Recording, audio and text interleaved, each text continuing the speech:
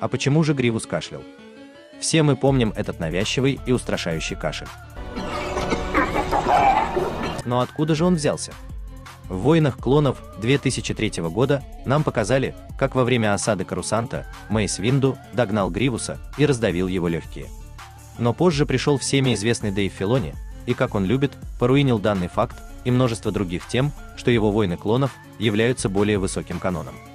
После этого появилась теория, что во время создания механического тела его легкие повредили. Ибо это поручили никому лучше, чем Кучке Маунов и Паглю-младшему, из-за чего он и кашлял.